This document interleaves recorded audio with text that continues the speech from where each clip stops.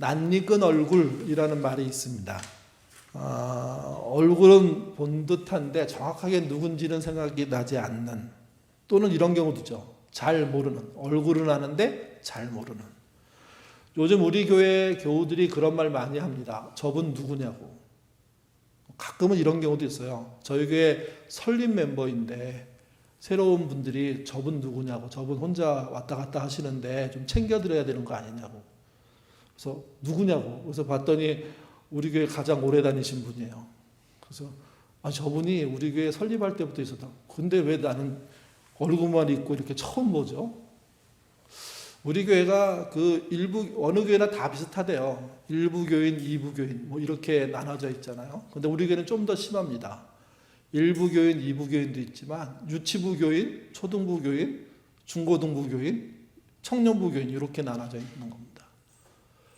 그러니까 이제 한 장소에 저희가 모이면 그나마 낯익은 얼굴들이 더 많아질 건데, 한 장소에 모이지 못하고 초등부는 2층에 있는 간호학원에 모이고, 유치부와 중고등부는 저쪽에 옛꿈터에 모이고, 또 뭐 어떤 아들라면 또 한 장소에서 모이고, 이렇게 막 흩어지다 보니까 낯익은 얼굴들은 많지만 잘 아는 사람들은 별로 없는 교회가 되고 있지 않느냐 하는 사실은 걱정이 생깁니다. 근데 이런 문제는 우리 사회에서도 비슷합니다. 시인 김광규라는 분이 만나고 싶은 이라는 시를 썼는데 거기에 이런 내용이 나옵니다. 모두가 모르는 사람들이다. 그러나 이상하게도 낯익은 얼굴들이다. 내가 모르는 낯익은 사람들이 너무 많구나.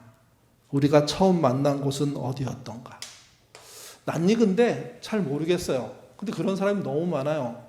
그리고 낯익은 얼굴들을 하나하나 찝어보니까 어떤 사람은 식당에서, 어떤 사람은 버스를 타다가, 어떤 사람은 뭐 뭘 하다가, 그런 식으로 쭉 따져가는데 그런 숫자가 한참 되는 거죠.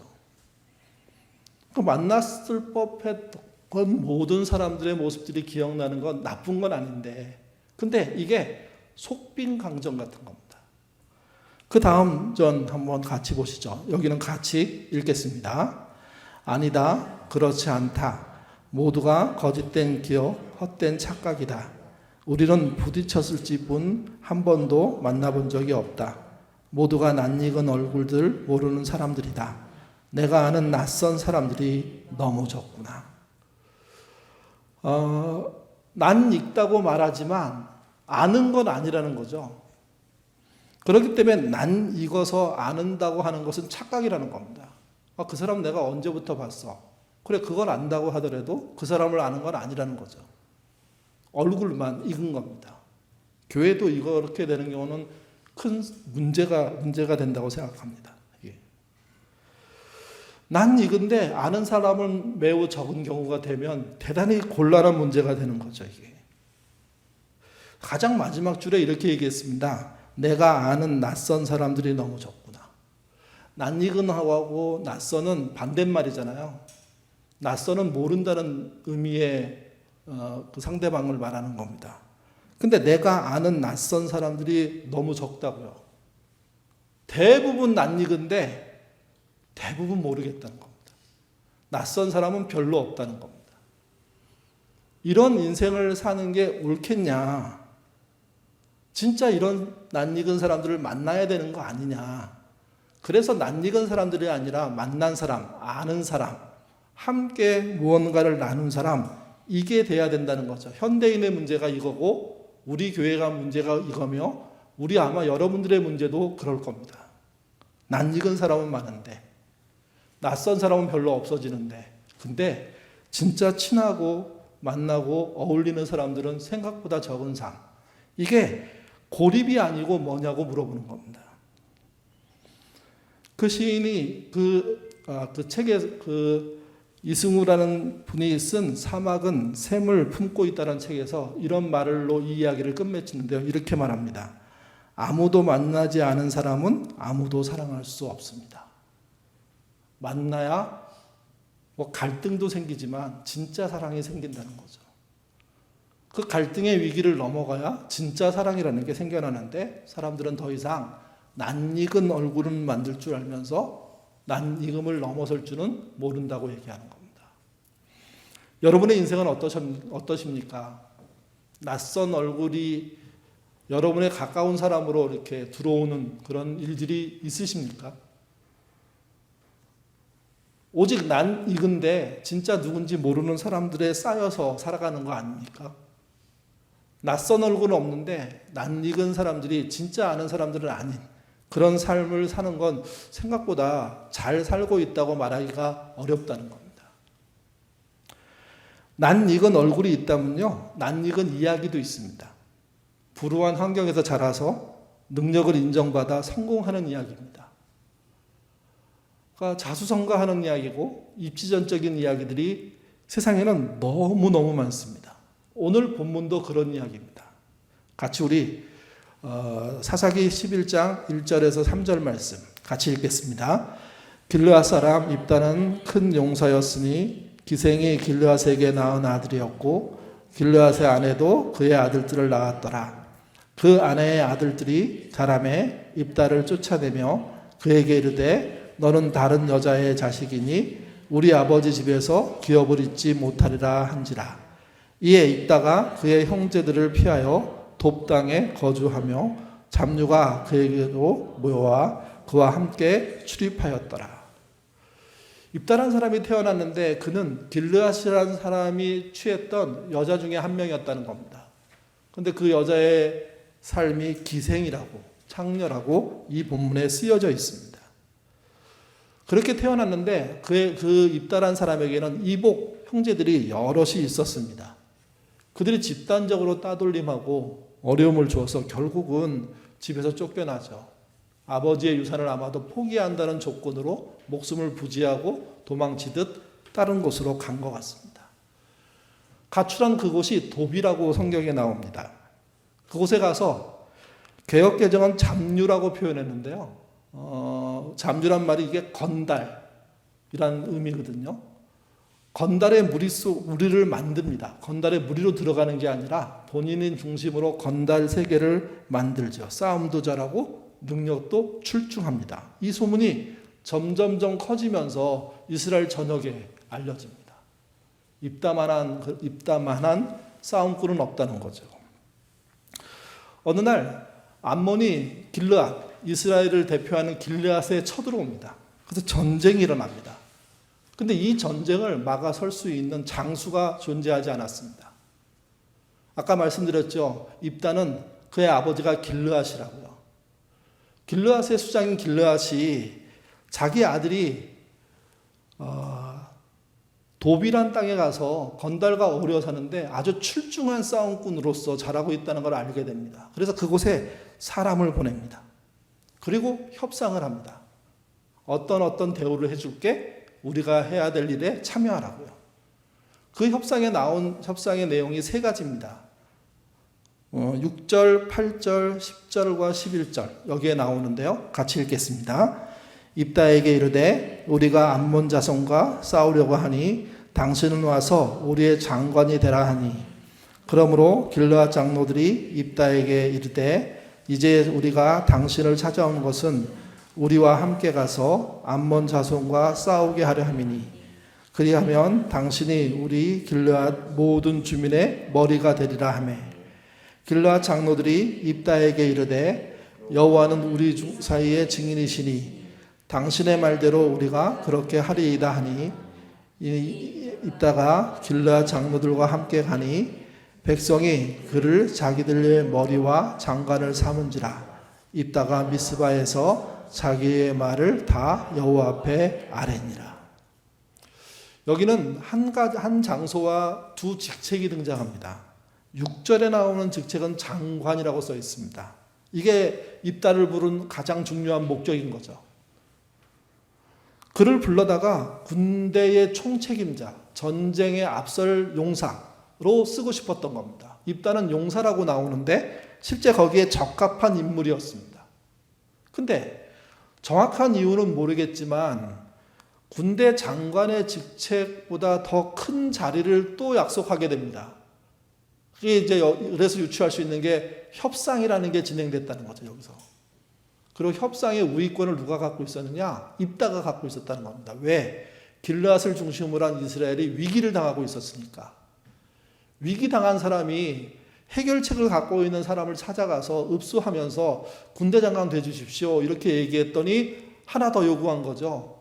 정치적인 우두머리가 되게 해달라고. 거기 7절의 머리가 우두머리를 말합니다. 군대 장관을 불렀는데 결과는 정치적인 우두머리까지 하도록 일이 열려버린 겁니다. 아마 이것은 입다가 자기 이복 형제들과의 서열 싸움에서 지고 유산을 포기하고 도망쳤던 그 과거의 상처를 거꾸로 보상받는 사건이라고 볼 수도 있습니다. 그러니 개인적으로는 상처가 치유되고 미래가 열리는 굉장히 좋은 현상인데 이게 개인의 문제가 아니라 국가의, 나라의 문제였다는 거죠. 이게. 그러니까 처음에 부름의 목적보다 더 과한 자리를 그가 순식간에 얻게 됩니다. 여러분 이럴 때 권력은 자기에게 맡은 소임을 지나쳐서 거의 폭군 비슷하게 바뀔 가능성이 매우 높습니다. 군사력도 갖고 있죠. 정치적인 우두머리의 역할도 함께 할 수 있죠. 그것만큼 고대 사회에서 힘이 있는 게 어디 있습니까? 이복 형제들에게 차별받아서 쫓겨나고 유산을 전부 포기해서 거렁뱅이처럼 살다가 건달무리의 우두머리가 된 그인데 그가 하루아침에 이스라엘의 가장 중요한 정치적인 역할을 하며 군사적인 역할을 하는 주요 인물이 돼버린 겁니다. 그런데 문제는 여기서 끝나지 않습니다. 11절로 가면 장소가 하나 나옵니다. 그게 미스바입니다. 이스라엘이 사사시대부터 미스바에 모였다고 하면 신앙적인 중요한 결정들을 할 때 모였던 장소가 그곳이거든요. 그곳에서 입다가 이스라엘의 장군이 되고 입다가 이스라엘의 정치적인 우두머리가 됐다는 것을 증명하는 정치적인, 그러나 그게 종교적인 의식들을 행하는 일들이 벌어지는 겁니다. 그 본문 속에서는 마치 입다가 하나님의 부르심을 받아서 하나님의 뜻에 따라 세워진 사람처럼 설명되고 있는 게 문제입니다. 왜 그러냐면 입다는 이스라엘이 불러 세웠지 하나님이 불러 세운 사람이 아닙니다. 지난주에도 말씀드렸잖아요. 지난주에 등장했던 두 사사는 하나님이 너 사사해야 되겠다 부른 사람들이 아니라 스스로 사사하겠다고 나선 사람이라고요. 근데 이번에는 입다는 스스로 나서지는 못했지만 이스라엘이 그를 불러다가 사사를 세운 겁니다. 그리고 장군이 되게 했고 정치적인 우두머리가 되게 했고 한 걸음 더 나가서 종교적인 힘까지 바칠 수 있는 모든 조건을 다 맞춰준 결과가 된 거죠. 이게. 이런 경우에 드린 예배를요, 하나님을 향한 예배가 아니라 인간을 위한 예배라고 얘기합니다. 불신앙을 갖고 있는 대통령이 기독교의 믿음을 인정해 주지도 않고 존중해 주지도 않는데 국가 조찬 기도회를 여는 것과 똑같습니다. 거기 나가서 많은 교회 어른들이 막 아부 떨고 과한 기도해 주고 칭찬해 주고 목숨을 바칠 것처럼 헌신 다짐하고, 그래서 교회가 정권 앞에 무릎 꿇는 모습이 사실은 오늘 본문에서 일어났다고 봐도 틀림이 없습니다. 또 정치인들을 찾아가서 목사와 또 교회 장로들이 붙잡고 믿음 여부와 상관없이 기도해 주는 것과 같습니다. 하나님이 당신 편이라고 이렇게 말하는 순간 이거는 하나님이 허락한 얘기가 아니라 우리들끼리 벌어지는 일입니다. 교회의 타락이 가장 많이 왔을 때가 언제냐?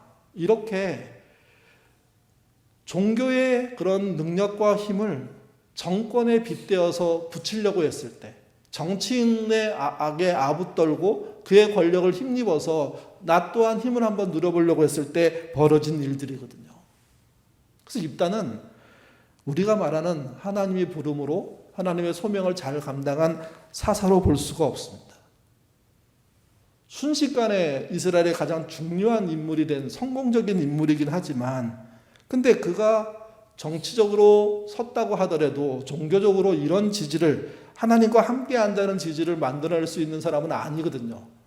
하나님이 함께 한다는 얘기는요, 오직 하나님이 하셔야 되는 겁니다. 근데 그렇게 중요 인물로 만들어진 거죠. 그래서 단시간 내에 최고로 성공한 사람 입다입니다. 근데 그 입다의 성공이 종교적으로 치장되고 있다는 겁니다. 그래서 굉장한 권력과 힘들을 갖게 되죠. 여러분, 이게 낯익은 이야기의 한 토막입니다. 성공한 사람들이 종교적으로까지 성공하기 위해서 무리하게 행동하는 그 모습들 요즘도 볼 수 있습니다. 그 모습에 여러분 아멘 하시거나 동조하시거나 그러면 믿음이 흔들리는 겁니다. 저건 아니지, 저건 안 돼, 그렇게 말하는 믿음을 가지셔야 됩니다. 또 하나는 낯익은 사람이 있는가 하면 낯익은 이야기도 있다고 하지 않았습니까?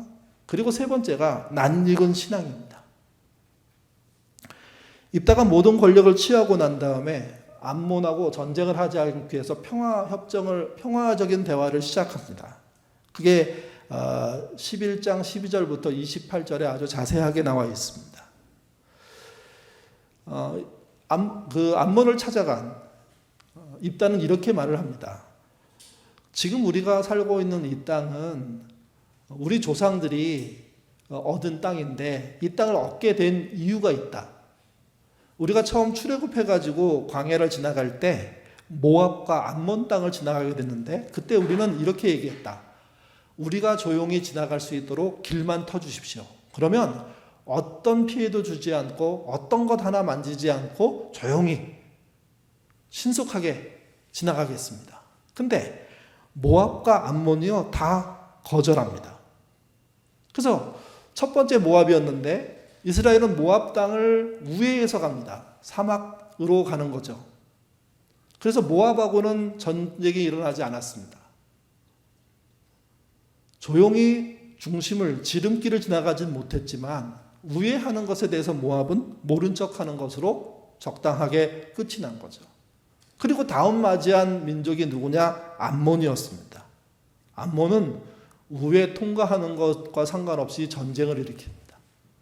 본인들이 이길 거라고 생각했습니다. 왜 그러냐면 당시 가나안 인근의 민족들의 무기는 철기 무기였는데 이스라엘들은요 그게 전혀 준비되지 않은 오합지졸이었거든요.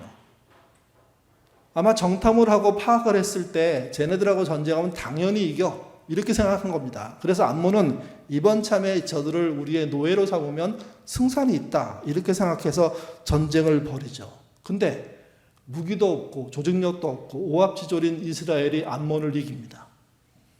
그래서 그 땅이 누구의 땅이 되냐면 이스라엘 땅이 되는 겁니다. 이스라엘은 원치 않았지만 그들이 전쟁을 걸었고 그 전쟁에서 이스라엘이 승리하면서 오늘 본문으로부터 300년 전에 그 땅을 지배하게 된 거거든요. 그리고 300년 동안 산 겁니다. 근데 어느 날 300년이 지난 오늘 본문의 이야기 속에 갑자기 암몬이 쳐들어와서 전쟁의 시비를 걸면서 이거 우리 땅이야 그렇게 얘기하고 있는 거죠. 이게 이 이야기 속에 12절과 28절 속에 입다는요 정치적으로 괜찮은 입지를 갖고 있고요. 또 하나는 이스라엘 역사를 가지고 상대방을 설득하는 능력 또한 대단히 탁월합니다. 그래서 굉장히 이 사람이 야 이거 깡패로 지냈던 인간, 건달로 지냈던 인간 정도가 아니라 나름 마음속에 칼을 갈듯 자기의 삶을 알차게 살기 위해서 준비했던 사람이긴 하구나 하는 이해를 갖게 되는 거죠. 이게. 근데 그가 중대한 몇 가지 실수를 합니다. 그 실수의 내용이 23절에 나옵니다. 이것 때문에 협상이 깨지게 되는데요. 같이 읽겠습니다.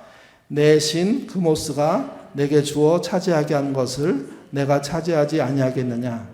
우리 하나님 여호와께서 우리 앞에서 어떤 사람이든지 쫓아내시면 그것을 우리가 차지하리라. 이건 몇 번 읽어야 이해가 되는 문장이더라고요. 한 번 쭉 읽고 난 다음에 그래? 이게 아니고 또 읽고 또 읽고 또 읽어야 돼 이해가 좀 돼요. 근데 좀 편하게 읽으시려면 메시지를 읽으시면 이게 무슨 뜻인지 그냥 단번에 나옵니다. 메시지 같이 읽겠습니다. 그런데 당신은 누구이기에 그것을 빼앗으려고 합니까? 어째서 당신의 신 그모스가 주는 것으로 만족하지 못합니까? 당신이 그것으로 만족한다면 우리도 우리 하나님께서 주신 것으로 만족할 것입니다. 무슨 말씀인지 이해가 되십니까? 암몬의 신을 그모스라고 얘기하면서 그모스가 주는 것에 만족하지 않으십니까? 이렇게 물어요. 왜냐하면 지난 300년 전의 전쟁을 통해서 이스라엘이 이겼다면 그러면 당신들의 신이 진 건데, 그러면 당신들의 신이 지고 난 다음에 아무 행동도 하지 않았다면 이걸 인정해야 되는 거 아닙니까? 그러니 만족하셔야 됩니다. 지금 이렇게 얘기하는 거예요. 지금요. 그리고 그러면 우리도 우리 하나님이 주신 것에 의해서 만족하고 살겠다는 거예요. 여기 두 가지 함정이 있는데요. 첫 번째는 이겁니다. 암몬의 신은요, 그모스가 아니에요. 밀곰과 몰렉이에요. 그모스는 누구의 신이냐면 모압의 신이에요. 모압의 신. 그러니까 이스라엘의 지도자가 국제관계에 나가서 평화협상을 하는데 상대방이 믿고 있는 신에 대한 정보가 틀린 거예요. 그러면서 모압의 신이 당신들에게 허락한 거를 왜 안 받으리냐 이렇게 얘기한 거예요. 암몬 사람 입장에서는 모압의 신이 우리하고 뭔 상관인데 라고 생각할 거거든요. 입다가 갖고 있는 나름의 한계, 개인적인 한계, 협상의 한계를 보여주는 이야기가 그 본문 속에 들어있는 겁니다. 또 하나는 암몬의 입장에서 굉장히 불쾌해서 협상을 깰 수밖에 없지만 이거는 그 정도의 문제가 아니에요. 왜 그러냐면 신명기 2장 19절에 보면 이런 의미가 있습니다. 모든 땅은 누구의 것이라고요? 하나님의 것이라고요. 그모스의 땅이라는 건 존재하지 않습니다. 또 암몬의 신인 밀곰과 몰렉의 땅이라는 건 존재하지 않습니다. 그모스는 허락할 능력이 없는 신인 겁니다. 하나님 앞에서는. 그러니 그모스가 허락한 만큼 만족하지 못하겠습니까? 아니라 여호와 하나님이 허락하신 만큼 만족하지 못하느냐고 물어야 되는 겁니다. 우리도 하나님이 허락한 만큼 안에서만 한다고. 그러면 상대방은 불쾌하게 되지만 신앙적으로는 옳은 말을 하게 되는 겁니다. 여러분, 신앙적인 옳은 말이 아무 힘도 없는 것 같지만 하나님의 함께 하심과 연결되어 있기 때문에 그 문제는 이 말 한마디 때문에 관계가 비틀어지고 본질이 어긋나고 신앙이 무너지고, 그래서 하나님이 누구랑 똑같은 존재가 되어버렸냐면 그모스랑 똑같은 존재가 되어버린 겁니다. 너희 땅은 너희의 신이 허락한 만큼 사는 거고 우리의 땅은 우리의 신이 허락한 만큼 사는 거야. 거기에 만족하지 못해? 이렇게 얘기한 겁니다. 말의 능력으로 협상을 하는 일의 입장에서 볼 때는 저 사람 말 참 잘하네 이렇게 얘기하는데, 이것을 사회적인 식견이 높다라고 말할 수 있는데, 여러분 신앙적인 식견에서는요 매우 부족한 겁니다. 유리하기 위해서 신앙적으로 받아들일 수 없는 내용을 넙죽 지금 먹어버린 겁니다. 넙죽 내놓은 겁니다. 두 가지 사실이 틀렸기 때문에 이 협상은 깨져버립니다. 암몬 사람 입장에서는 우리가 믿고 있는 신조차 인정해주지 않는 그 인간을 어떻게 믿어? 이렇게 돼버린 거고, 반대로 우리의 신앙 입장에서는요 하나님과 그모스가 같은 동급이 되는, 그렇게 사회생활을 유연하게 하려고 하는 모습으로 이게 변질돼 버린 거죠. 이게 협상이 깨지고 난 다음에 아주 낯익은 잘못을 하나 있다가 또 합니다. 같이 보시죠. 30절 31절입니다. 읽겠습니다. 그가 여호와께 서원하여 이르되 주께서 과연 암몬 자손을 내 손에 넘겨주시면 내가 암몬 자손에게서 평안히 돌아올 때에 누구든지 내 집 문에서 나와서 나를 영접하는 그는 여호와께 돌릴 것이니 내가 그를 번제물로 드리겠나이다 하니라. 인신 제사를 드려서 하나님께 바치겠다는 서언을 합니다. 신앙인들이 자주 낯익은 잘못, 여기 등장하는 잘못 같은 거를 합니다. 이 잘못에서 먼저 생각해야 될 게 있습니다. 서언은요 신앙에서 필요해요. 왜 그러냐면 자기를 하나님 앞에 드리기 위한 자기 스스로의 선택이기 때문에, 결정이기 때문에.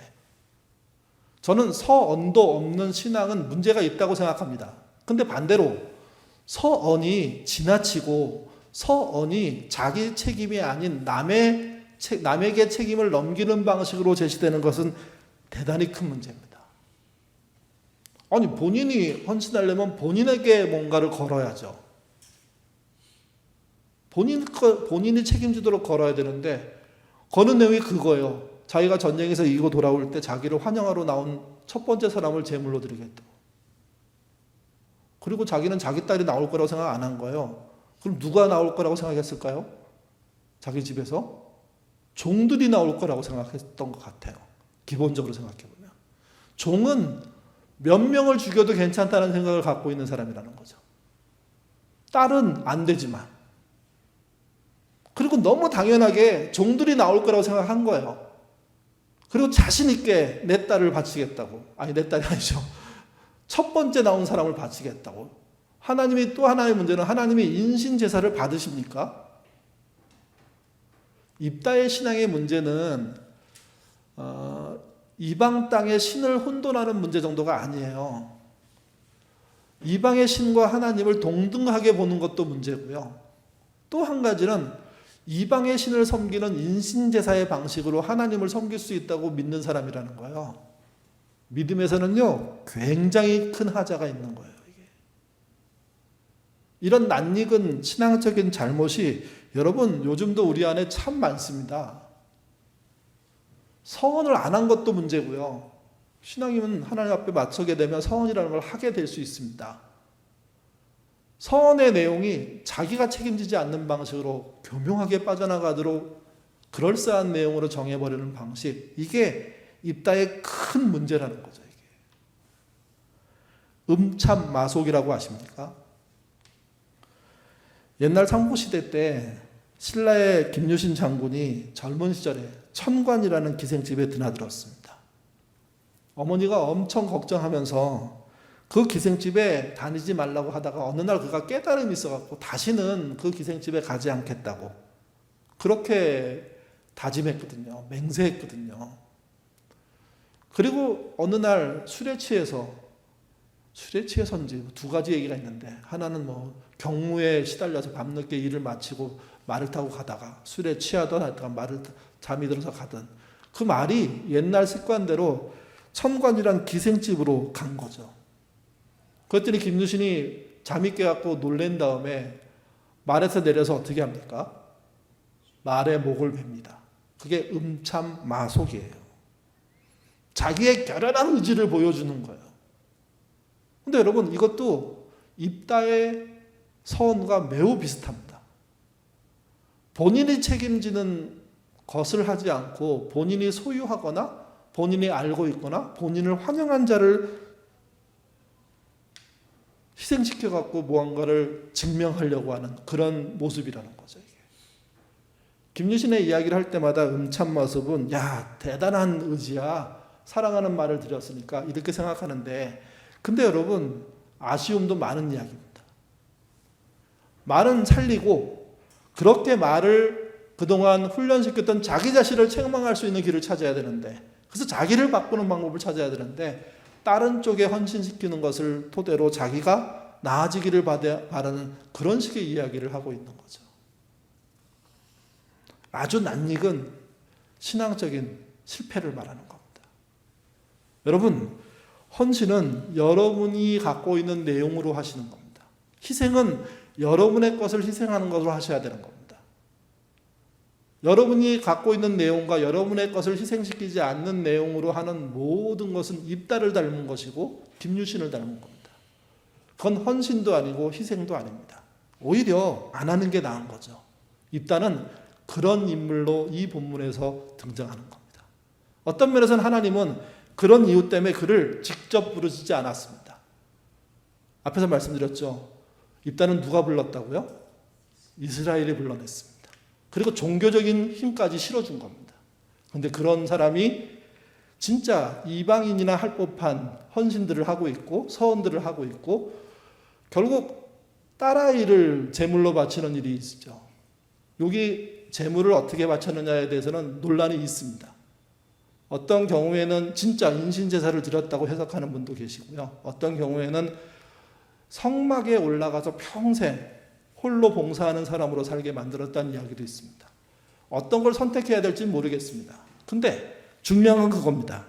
자기가 희생되지 않고 남을 희생하는 방식의 헌신, 약속, 서원을 하는 것은 크나큰 문제라는 겁니다. 목사가 하나님께 서원했을 때 교회를 바치겠습니다. 이건 말도 안 되죠. 부모가 내 자식을 바치겠습니다. 이건 말이 안 된다고요. 그럴싸해 보이고 멋있어 보이지만 부모는 자기 자신을, 목사는 자기 자신을, 그래서 하나님께 드릴 게 있다면 드리는 그런 서원을 해야 되는 것이지, 그렇지 않은 방식. 또 하나, 사람의 생명을 훼손하면서 하나님께 드릴 수 있다는 생각 자체는 크게 틀린 겁니다. 이 말은 이런 말이 됩니다. 누군가의 아픔을 만들고 누군가의 고통을 만들고 누군가에게 어려움을 만들면서 건강한 교회 만들겠다고, 정직한 교회 만들겠다고, 정직한 신앙이 되겠다고 하는 것은 잘못이라는 겁니다. 또 하나는요, 지도자의 가장 큰 책임은 전쟁이 일어나지 않게 하는 겁니다. 전쟁이 일어나는 순간 그 지도자는 아무리 전쟁에서 승리한다고 하더라도 전쟁 실패에 대한, 전쟁을 일으킨 것에 대한 책임을 져야 됩니다. 왜 그러냐면 전쟁이 일어나면 원치 않게 전쟁에 희생되는 사람들이 한두 명이 아니기 때문에 그렇습니다. 요즘 우리나라에도 그런 얘기 들리잖아요. 우리가 북한을 그냥 무기로 무찌를 수 있다고. 근데 여러분, 아무리 생각해봐도 북한에 있는 핵무기 딱 한 발만 우리 땅 공중에서 터지면 우리는 도대체 몇 명 죽을까요? 아주 직접적으로 여쭈면 수도권 정상에서 뭐 쏘아가지고 위에서 뻥 터졌어요. 아니면 땅에 떨어졌어요. 몇천 명 죽는 게 아니잖아요. 수백만 단위로 죽을 거거든요. 수도권에서는요. 후유증이, 그래서 그게 한 발 떨어지면 그냥 대한민국은 끝이에요. 그냥 끝. 누가 만세 부르고 들어올까요? 일본이 만세 부르고 들어올 거예요. 그냥 일본 땅 되는 거예요. 그냥 중국 땅 되는 거예요.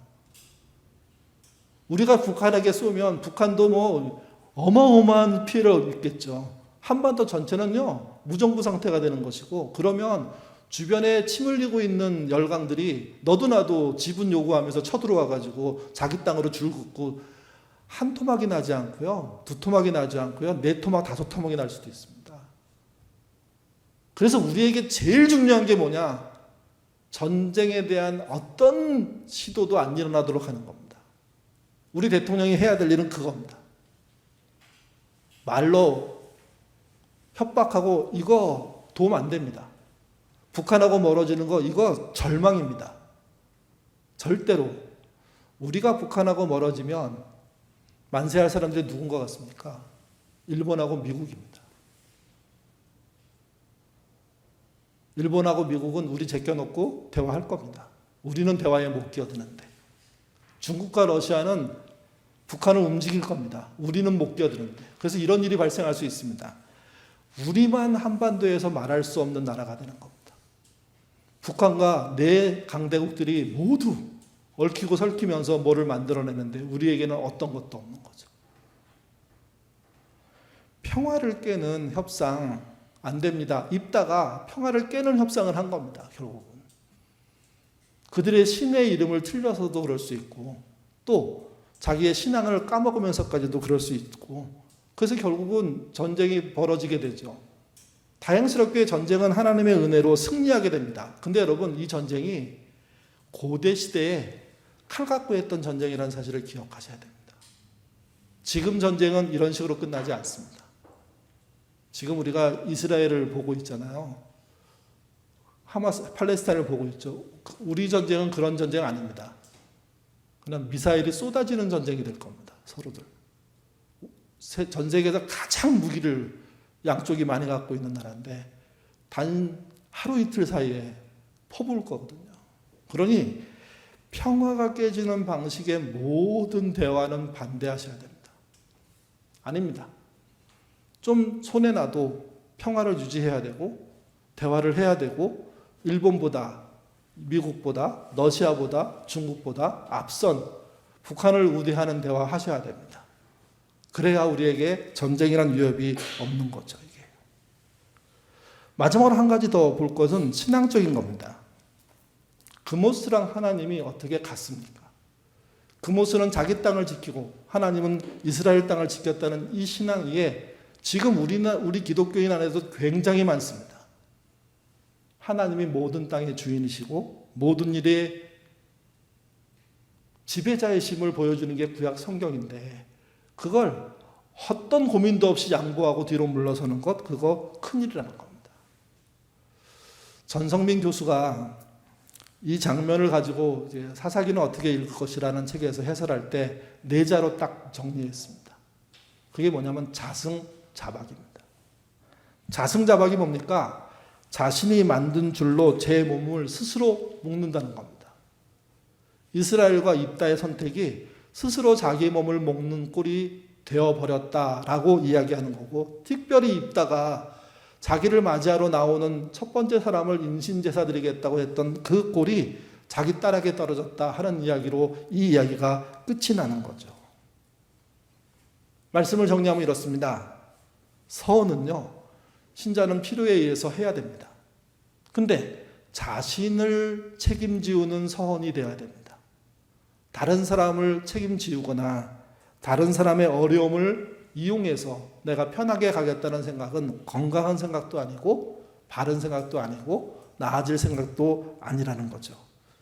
또 하나, 자신이 책임지러 나가선다면 하나님은요, 그 책임지는 사람들과 함께 하십니다. 역사적으로 좀 틀리고 뭐 신앙적인 이해가 좀 떨어진다고 하더라도 책임만은 내가 지겠다고.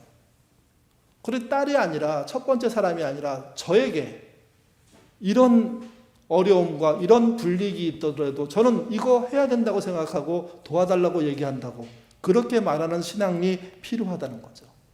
그들은 자승자박하는 게 아닙니다. 스스로를 하나님께 묶는 것이고 스스로를 하나님께 묶어서 하나님의 뜻을 따르겠다고 희생하는 겁니다. 하나님은 그렇게 희생하는 자를 외면한 적이 없습니다. 누군가를 시켜서 대신 뭐를 시키려는 신앙이 아니라 내가 하겠습니다. 내가 책임집니다. 내가 죽으라면 내가 죽는 겁니다. 라고 입다가 나섰다면 그는요, 전혀 다른 결과를 얻었을 겁니다. 하나님이 부르지 않았음에도 불구하고 이스라엘이 불러 세웠음에도 불구하고 입다만한 신앙은 없다 하는 결론에 이르면서 입다는 진정한 용사였다 하는 이야기를 듣게 될 거라는 거죠. 자승자박, 내가 그런 사람이 아닌지 돌아보시는 이 밤 되시기를 주님의 이름으로 부탁드립니다. 기도하겠습니다. 우리는 너무 급합니다. 신앙의 내용 속에서도 그 급함 때문에 본질을 따라가는 믿음의 생활들을 하지 못할 때가 너무 많습니다. 하나님을 직접 만나려고 애쓰는 신자에게 서원은 자주 발생하는 일입니다. 수없이 많이 할 수 있는 일은 아니지만 평생 한두 번 있을까 말까 하는 일이지만 그 일이 발생했을 때 입다처럼 하지 않도록 하나님 인도하여 주옵소서. 내가 책임지는 그런 신앙의 고백이 되는 서원들이 되기를 원합니다. 누군가를 희생해서 자기의 편한 이득을 이기겠다는 그런 잘못된 믿음에서 벗어나기를 원합니다. 입다가 보여준 것은 자신이 한 일에 대한 책임을 남에게 지우는 모습인데 이런 믿음 본받지 않도록 하나님 인도하여 주옵소서. 결국 이들은 자승자박에 빠졌습니다. 오늘날 한국교회와 또 우리 교회와 그리고 우리 신앙인 한 명 한 명이 자승자박에 빠지고 있는 것은 아닌지 돌아보도록 이끌어 주옵소서.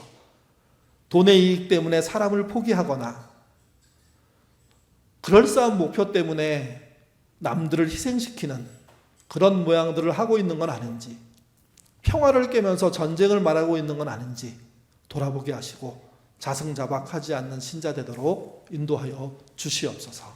감사하며 예수님 이름으로 기도드립니다. 아멘.